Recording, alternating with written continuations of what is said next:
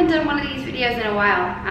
The reason I have my social media account, the reason I practice yoga and share my yoga practice is to help and to guide others. I'm still trying to guide myself and I'm still learning, but I think that's the beauty of even my teaching of yoga, is that the more I learn, the more I can share, and I'm always learning. I'm always going to be a student, and I think it's the same in life. For those of you who've been following me on social media for a while now, will know that I have always struggled with body image, with my relationship with my body, with myself, and with food especially. It's been a massive struggle for me for over 10 years now, and it's still a daily struggle. There are weeks when it's easier and weeks when it's really hard, and lately it's been really hard. I wanted to come on here to share a few of the tips that I've written out for myself to remind myself the things that I should be practicing to help in this struggle, to help ease the constant pain and fear-based thoughts that you experience when you're struggling with body image and self-love, which is something that doesn't come naturally, and you have to practice it daily.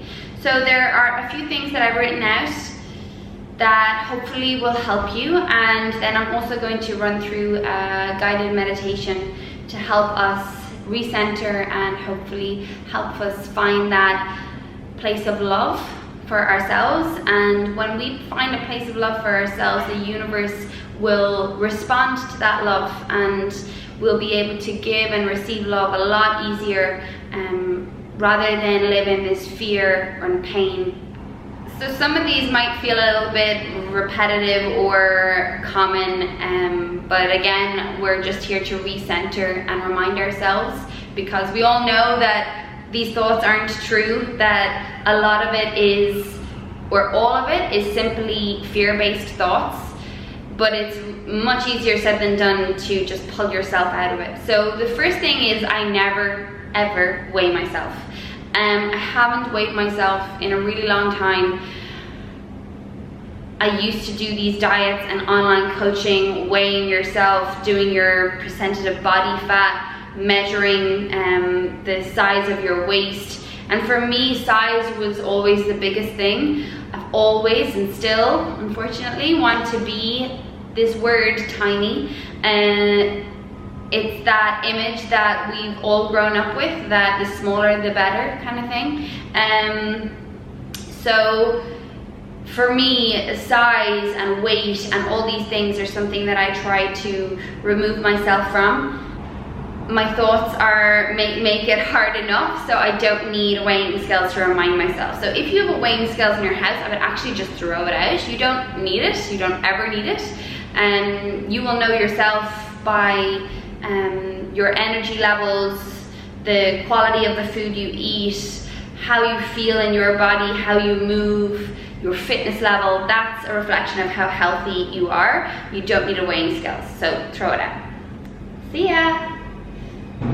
My second thing is to have a hobby that either improves you physically or mentally. So something that challenges you, and when you achieve or when you feel like you're getting better, it makes you feel better about yourself. So at the moment, actually, mine is really simple. It's just reading every day.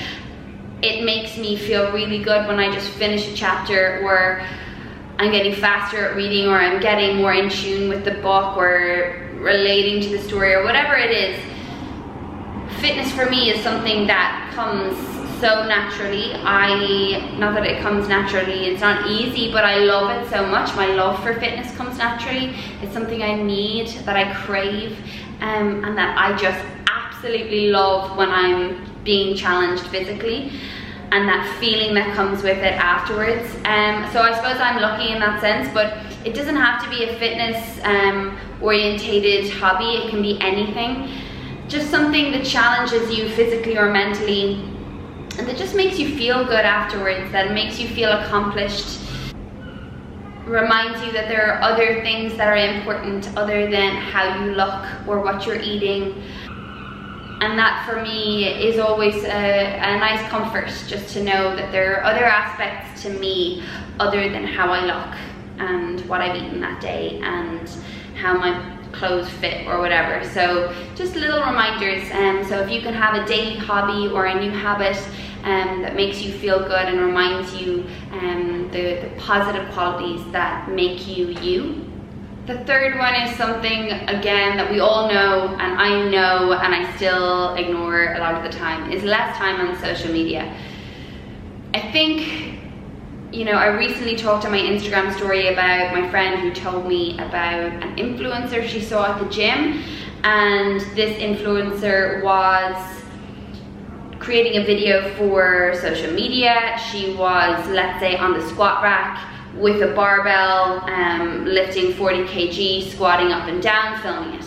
She did that for maybe 3 reps, stopped the video, and then she would continue with her own workout. Was not lifting anywhere close to 40 kg, was lifting way less, and was doing a completely different workout. Now, whatever, I'm not judging, that's fine, but I think we need to remind ourselves that social media is no longer a reflection of our everyday life. It is like the old school magazine. So when we used to look at magazines, I remember myself when I was younger, they seemed very far removed from reality, from everyday life. They seemed like they were supermodels, they were being paid to do what they did, and they had to look that way because it was their job. So I felt like there was less pressure, because it just wasn't a reflection of everyday life. And I don't think we view social media as the modern magazine, which it is, because all of these people are being paid to do these photo shoots, practically videos, show you their perfect holiday. I've been on a holiday where I tried to YouTube, and a lot of it is not real. A lot of it is staged, and photos are staged, all these things. So it's not negative, but I think it's really hard to remind ourselves that it's not real life. So when we're on social media, we immediately get sucked into this thing of comparing ourselves and our lives to a social media life.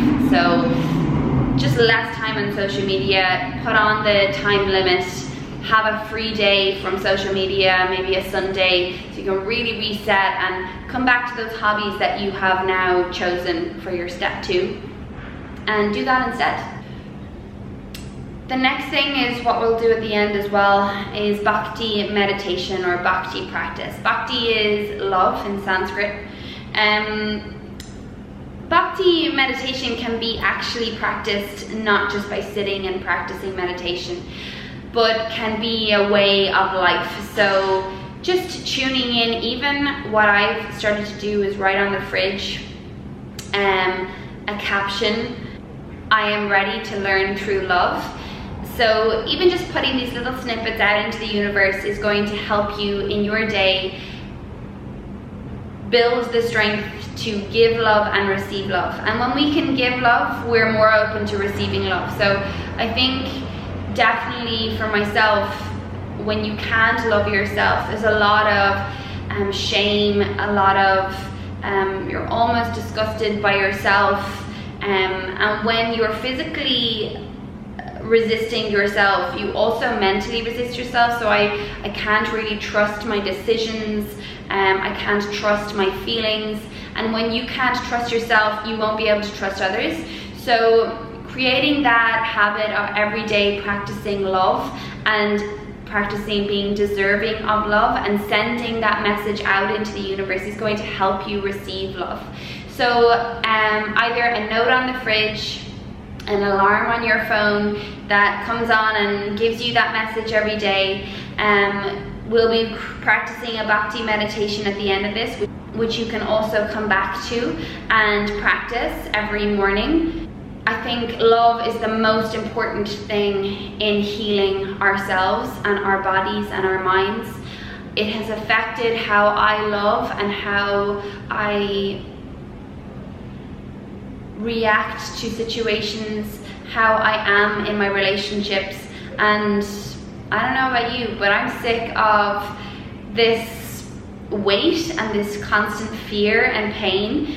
It is not a way to live. It's not living, and I think it's such a massive thing if we can daily remind ourselves to practice love and to feel love and to send that out into the world and to those people in our lives.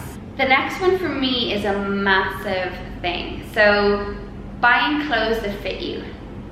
For my whole struggle with my body and eating, buying clothes that fit has been something that has made me feel shit pretty much all the time. So we have to get dressed every day unless you live in an English colony, and getting dressed every day for me was a daily reminder of my size. I would be obsessed with being a size 8 or 6. There was a time where I was actually like underweight, and size 6 would be baggy on me, and then there'd be a certain brand or whatever that a new brand I would buy from, I would buy a size 6 and it wouldn't fit, it would be too tight. And I would kill myself trying to fit into those clothes. I think feeling good in your clothes is massive, like absolutely. I know it sounds so obvious again, but it is just like brainwave for me. I started buying like sizes that are bigger than me. It makes me feel comfortable. It makes me feel, when I have a bloated stomach, which I have most of the time, and when I have my period and I'm bloated, or if I've just eaten a big pizza or a massive meal and I'm, you know, have my food baby, that I can feel comfortable, that I can fit into my clothes without struggling. It doesn't remind me of that need to be small. So in this slow journey, it's a gradual journey, hopefully eventually we'll all not care how small or big we are, but in the journey toward there, you need to be kind to yourself and just make it easier for yourself. So for me, I've thrown out clothes that don't fit me because there's that reminder or need to fit back into them, which is not healthy. And secondly, I've started to buy clothes that are just a tiny bit bigger. So I'm about a size 8, but I've started to buy a size 10 usually, which still fit me comfortably because I have a small waist, but I have a really big thighs from working out and a big bum. So definitely I have kept that in mind. I've gone a size up to make it more comfortable so that I can feel comfortable in my clothes. Another thing that I've seen on social media is that people say, you know, don't, you know, there are certain things that I'm really conscious of in my body. My arms is one thing. I have always been conscious of this back fat bit and looking big from the side, and it's been something that when I go out and I'm getting, like, people are taking photos, I hate that side angle because you can see this behind, this like bingo wing or whatever, skin, but up here, bingo wing. So what I've started to do is I don't buy clothes that, you know, dresses that have this kind of cut, because I know I'm not going to feel comfortable. Now some people might think that's crazy, and that, you know, don't care, buy whatever, you know, and that if that works for you, that's fine. For me, it doesn't work. So I always buy things that are like short sleeved, and I don't buy usually like boob tube or whatever they're called, because I also just don't like this part. So just things that complement my figure as it is, because when I see photos then of that part of me that I don't like, then it's a trigger for me. Oh God, okay, I need to, I hate that look, I hate the way I look in that photo, I need to lose more weight. It's a trigger, and I want to remove triggers. So instead of seeing a photo of myself and thinking I don't like that, I think, wow, look how happy I look in that photo, that was such a good memory. And you just start to move away from those triggers and from that critical self-talk and those fear-based decisions that you're going to then go and start to try and hit the gym or restrict yourself or whatever it is. So For me, the clothes thing is a massive thing. Throw out all clothes that are too small, buy clothes that are a little bit roomy, and third, just buy clothes that you feel comfortable in, that are complementary and accentuate those parts about yourself that you love. The last thing for me, again, has been a massive help, keeping a diary or a journal. So this can be, I try to keep them separate, but sometimes they just overlap a lot.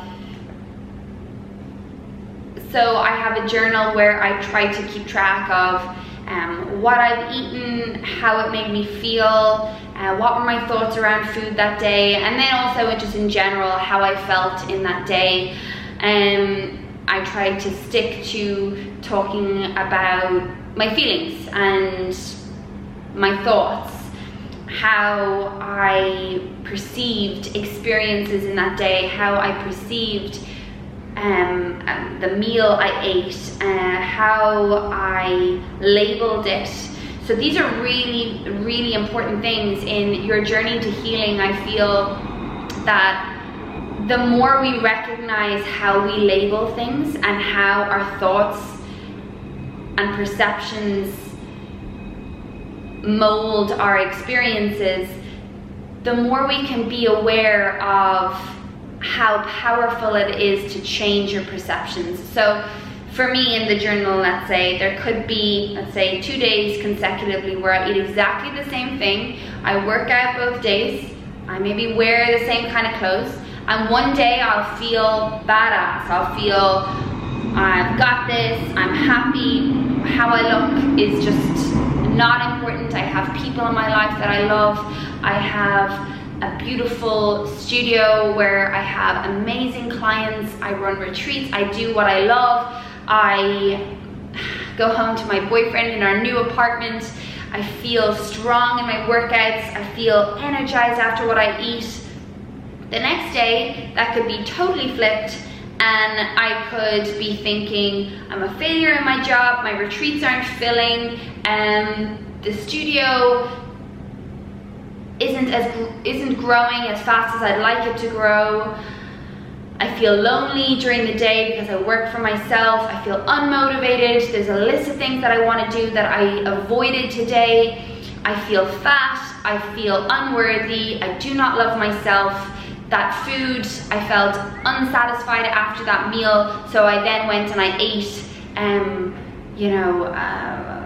fruit and maybe a Novo chocolate or dark chocolate or whatever it was. And all of that is your thoughts. So we see the world through the images that we create in our thoughts, but we rarely identify ourselves as that image creator. So we become so attached and so involved in that story that we have created in our mind, but it's not reality, and we very regularly forget that it is us and our thoughts that has created that perception. So if we can have the same experience, but change our experience of the experience by strengthening our gut, our instinct, our choosing of love instead of fear and pain and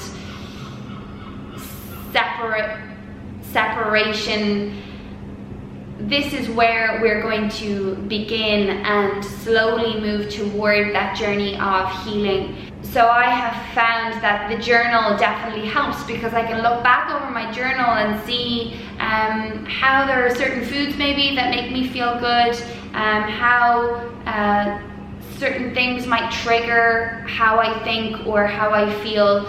So the journal definitely is just a daily reminder. I do it before I go to bed of how I thought that day, and then just noticing when I wake up the next day that, Jesus, like those thoughts were crazy,